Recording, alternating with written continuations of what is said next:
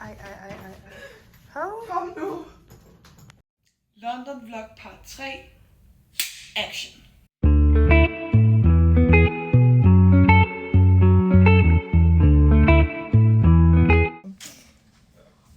Thank you. That was nice. Thank you so much. Thank you.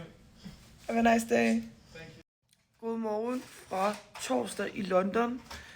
Så som I godt fornemmede på vores vlog, så har Johanne fået gul hår. Så Musi, hun skal lige farve det igen. Hvis du brejt? Okay, vi var wow. Vi vågnede for max 5 minutter siden. Og Johanne er allerede ved at farve sit hår. Og jeg er personligt ved at dø, fordi jeg tror på menstruation i dag. Jeg har virkelig ondt i maven. Hvad har vi den sammen i hvert fald? Hvad? Så har vi den sammen i hvert fald. Skal vi gøre det? Ja, synkronisere. Så Jeg er så træt. Jeg farver hår nu. Hej. Vi farver hår. Jeg farver hår. Ja. Hvor har virkelig mig klokken lort om natten for at farve hår. Jeg skal ikke have gult hår. Det skal bare ikke pilles ud. Så det er lige det, vi laver lige nu. Godmorgen. Så er han rigtig blevet vækket her for at sidde og farve Johannes hår. Skideskønt. Ja. Så ja, lille ordsprog fra Johanne. Hellere det her end gul. Se det her. Det bliver hun bliver brunette. Hun bliver brunette. Der er nogen, der har rodet på vores værelse. Nogen har rodet på vores værelse. Det er dig, dit fucking trold. Det er ikke så godt. Ups. Okay, så vi har lige været i Sainsbury, fordi vi gerne vil have æg. Men Johanne har tømt alle Sainsburys for æg, så nu er der ikke flere æg. Så nu skal vi på duer. Fuck. De er så... Prøv at se det der, folkens. Der er duer overalt. De er pisse ulækre. Så nu skal vi på ægjagt igen. En anden ting, der er med London, prøv så meget skrald overalt. Det er så pisse klamt. Altså, der er duer, skrald og sjove mennesker. Überalles. Er den god? Bid i den. Er den god? Det ved jeg ikke, jeg fik bid i den. Struggles. Ja.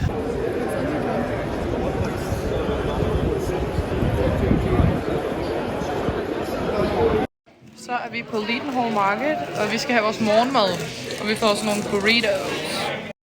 Det er London, når det er bedst. Nu er vi på Waterloo Station, og vi skal med Jubilee Line hen til Baker Street. Og så skal vi på Madame Tussauds, fordi udenfor det regner. Så Johanne har fået sådan en lille caffeine, fordi hun vil blive lidt mucky. Mucky? Lidt. Og hun makkede mig. Hun var lidt ond. Und! Get a grip. Jeg kalder man det hangry. Hangry? Du var sådan lidt. Nej, det er ikke. Nå, okay. Rikke, jeg skal ind her. Jeg skal bare have kaffe nu. Ja, sådan er hun altid. Det er det, hun prøver at sige. Vi er i Jeg er overordentligt bange. The Chamber of Horror, og jeg er så bange. Undskyld, jeg er virkelig bange. May Lord have mercy on your soul.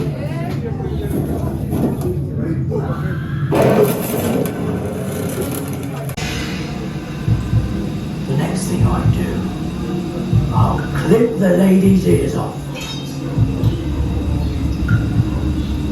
I'll keep my word. I'll see you rip that. Hoveder af eliten på et fucking spyd, og det er fra deres originale dødsmasker. Og så har vi lige Marie Antoinette hængende der. Det er hende med champagneglasbrysterne. Det er fandme klamt. Der var en dame, der prøvede at snakke til mig. Hun skal bare gå væk, skæv. Johanne blev så bange. Nu er med noget mere familiært. Nu er vi ikke så bange mere. Se, hvad vi har fundet. Det er jo far. Det er jo far. Jeg tror, at hun tog et billede af os. Det var voks. Amy's in the house. Det er som om, hver hjørne vi går rundt på, så finder jeg en eller anden af mine fædre. Og nu har jeg fundet en far mere. Prøv lige at se far, han spiller guitar for os. Det er perfect. Fik du den perfect? Nå, Shrek. Jeg har fucking fanget klokkeblomst i en kugle, det er jo ikke i orden. Jeg dør. Fordi så fandt vi lige Friends. John Lennon. Shakespeare.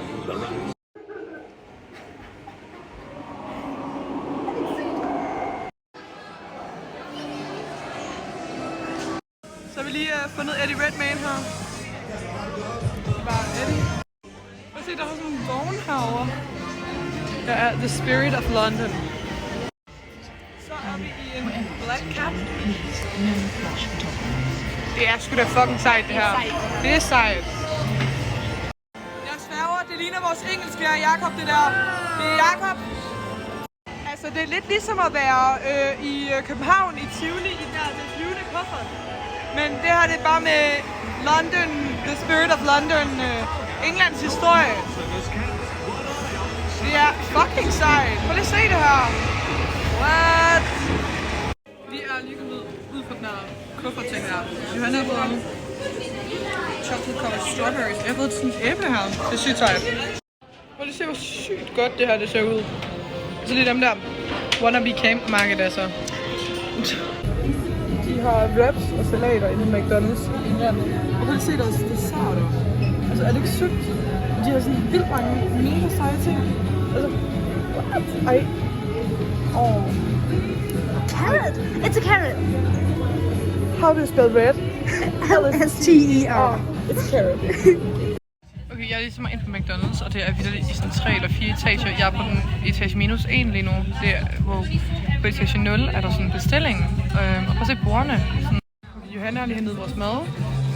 En vand og en stor, smoothie med chokolade. Det kender man jo godt fra Danmark. Men herovre der har de også noget her, sådan noget slush ice, frozen lemonade. Det er sgu da fucking syret.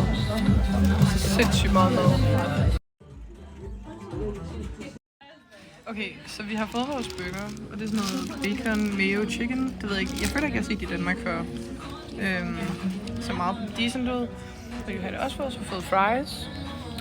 Prøv lige at se, hvad de har. De har fucking wraps. Det er så sejt. Det synes jeg. 10 ud af 10. Så man kan rive toppen af, sådan cheer, og så, ja. Og så godt det ser ud. Sådan noget kylling og noget sådan noget bacon. Kalkunbacon. Men deres pomfritter har ikke nok salt. Det gør Danmark bedre. Men en anden ting, der er heller ikke servietter herovre i poserne, ligesom man gør i Danmark. Det er fucking irriterende. Okay, nu har jeg fået lov til at komme ned på Piccadilly Circus og gå i Hard Rock Café. Fået lov? Johanne, hvorfor gik vi den her vej? Det ikke? Jeg går altid på Se, Johanne kan ikke finde rundt på vores hotel. Der står vitterligt Lift way out. Nej, men jeg har fået lov til at komme ned på Piccadilly Circus, gå i Hard Rock Café, fordi jeg vil sygt gerne. Johanne, jeg må jo ikke alene. Mor, må jeg godt gå en tur? Ej, men nu skal vi ned, og så skal jeg... den er på træerne, den er på træerne, den er på træerne. Og så skal vi i Hard Rock Café, og så skal jeg have mig en fucking hoodie. Fordi det har jeg gammelt i lang tid. Se, hvor brun jeg er blevet. Det er stadig ret gult. Det er mere toffee-farve nu. Jeg ved ikke, hvad det er for noget. Ja. Så har jeg lige fået en lille hoodie med vores gade. Der hvor vi bor. Det er vores andet hjem nu. Så vi nyder lige en aften her på Piccadilly Circus. Jeg har været i Hard Rock og købt øreringe og en hoodie. Og nu er vi nede på Dunkin' Donuts. Look at this. Det er en lille aftensnack. Vi begynder at lære at gå over deres fodgængerovergang. Og vi begynder at lære at forstå underground. Og vi passer bare ind nu. Vi flytter over. Så mens vi går her, så bliver vi helt nostalgiske og tænker på, om 48 timer, der sidder vi først derhjemme igen. Så nu nyder vi lige aftenen, og så i morgen, der skal vi til teatret, og det bliver bare pissefedt.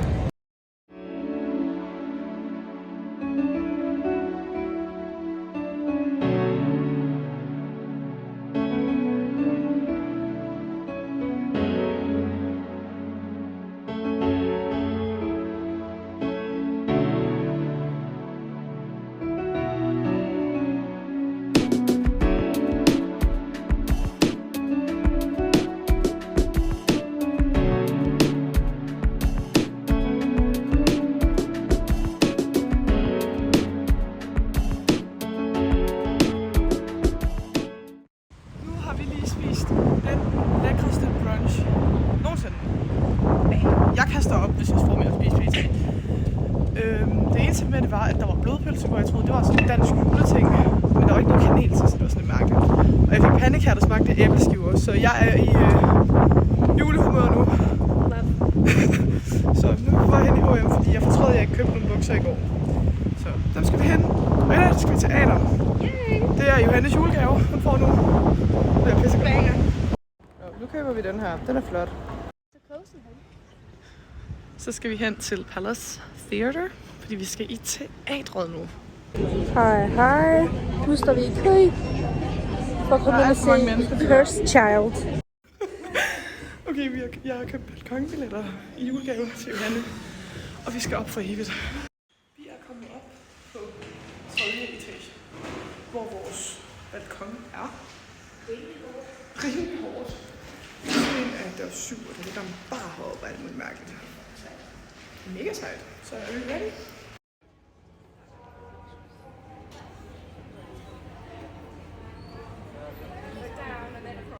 Og we're here. Så prøv lige at se det her. Balkon. Scenen er lige der. Skide godt jo. Man kan ikke se os. Vi kan ikke se os. Det var første del er færdig nu. Anden del begynder her med lidt. Så er der 2 timers pause, og så er det 3. og 4. del. Vi begynder at spise efter første akt, og vi har lige fået det første mad. Hvidløgsbrød, og så tror jeg, det er sådan noget fisk. Jeg er ikke sikker på hvad, men sådan noget hvidløgsmayo, det smager fisk. Mega godt, 10 ud af 10. 10 ud af 10. Ja, det er den ene ting, vi har fået. Det er sådan noget fisk, der er paneret, og så sådan noget hvidløgsmayo til. Så har vi fået noget gingerbread. Hvad hedder den? Jo, nej, ikke gingerbread. Garlic bread, wow. Så har vi fået en salat. Og nu venter vi lige på Johannes rigsret. Så er vi her til anden akt, og prøv at se det. Prøv at se det. Så kan du sidde så skide højt op. Altså, det er jo crazy. Vi sidder lige her, og vi kan se scenen sygt godt. Hello. Hello. What color is the carrot? I think it's a carrot. I think it's a carrot. Spelled red. L-S-T-E-R. It's a carrot. Hej, Blokkie. Vi er inde og se anden akt. Nej, 3. akt. Ja, det må være 3. og 4. akt af Cursed Child. Ja. Del 2. Ja. And it's done about 9:30. Skal du pikkes ned, skinke? Hvad er det her for noget kapitalisme? What is this capitalism? Johanne, bare så du ved det ikke om. Fristelse vil ødelægge dit liv. Det er syge hoved herovre. Sådan en mand, der står og råber ind i mikrofonen. Fristelse vil ødelægge dit liv. Oh, we love Piccadilly. Det gør vi. Det gør vi. Det er vores nye hjem. Vi har lige været ude i byen. Hygget. Kommer tilbage. Har de ret seng. De har givet os nye håndklæder. Vi har fået toiletpapir. Du ved godt, at vores dyne var bare fyldt med dit hårfarve. Så ja. Det er rart. Dejligt med en nyt dynebetræk efter 5 dage, og vi tager hjem i morgen. Så skørt! God morgen fra London. Det er vores sidste dag. Jeg prøvede at pakke min kuffert i går. Alt tøj kan være der, men jeg skal have rigtig, rigtig meget tøj på i dag. Det er problematisk, men det er et problem for mig om lidt. Ja. Vi skal hjem i dag. Det er så trist. Jeg græder også. Jeg har lige fået besked fra min kørelærer. Jeg skal til køreprøve den 30. april kl. 8:40. Fucking spændende. Fucking spændende. Det er en hel måned til. Du nåede jeg praktisk talt at glemme, hvordan du kører bil. Ja. Bro, jeg er 18 nu. Giv mig et kørekort. Så er klokken blevet 9:15. Jeg vil ikke hjem. Vi skal tjekke ud inden for et kvarter. Fuck. I don't wanna go home. I don't want to go home. Mornings. Vi er inde og spise morgenmad. Og det er så godt det her. Det bliver mega godt. Vi er inde på Bill's Restaurant and Bar og får noget morgenmad. Vi bestiller en brunch, shawarma og noget te. Alles godt. Ja, så vi gentager succesen fra i går og er taget herind igen, som Johanne lige sagde. Og det bliver bare så godt. Så har vi lige fået vores morgenmad. Snacky! Det er mega lækkert. Prøv at se en flot lygte. Nu er vi på Underground for sidste gang. Så sad.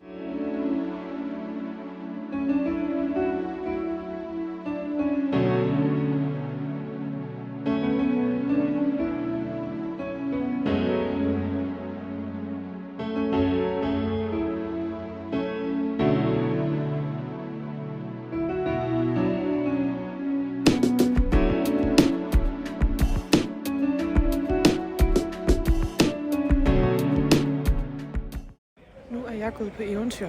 Jeg har plantet Johanne i en stol, givet hende vores kufferter og sat hende til at læse. Eller nej, det har jeg ikke. Jeg sad og spiste lige noget på en af de der stole, og Johanne hun begyndte at læse i sin skide bog. Så tænkte jeg, nu skal jeg prøve ud og opleve verden. Så jeg håber bare, at jeg ikke bliver væk. Ja, det er det, vi stemmer for lige nu. Så jeg går rundt i lufthavnen lige nu. Johanne hun sidder og læser på en bænk. Og jeg har fundet æg. Ja, til Johanne. Jeg har solid lige plyndret en butik. Jeg har købt alt for mange Tonys barer. Jeg har købt Johannes æg. Og jeg har købt sådan noget påske. Skide godt. Mega godt. Are you ready to go home? Vores fly er blevet forsinket med indtil videre 25 minutter. Irriterende. Det er fucking irriterende. Så status er, at jeg har druknet mine AirPods, og jeg har smidt mine høretelefoner væk. Så lige nu er jeg ved at finde en bog, jeg kan læse i flyet.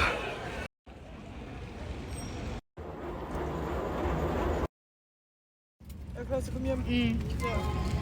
Jeg sidder i flyet nu, og vi skal hjem.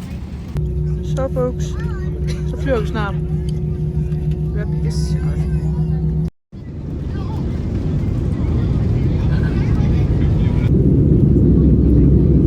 Se derovre. London Eye. Det var lige dernede et eller andet sted, vi boede. Cirka dernede et eller andet sted. Jeg vil gerne dernede igen nu.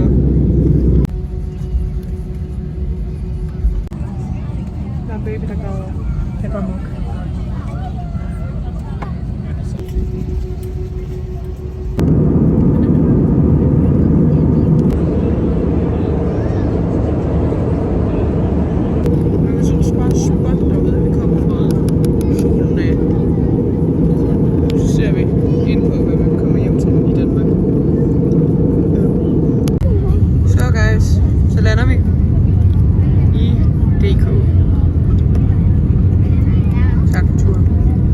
De har taget vores bagage, så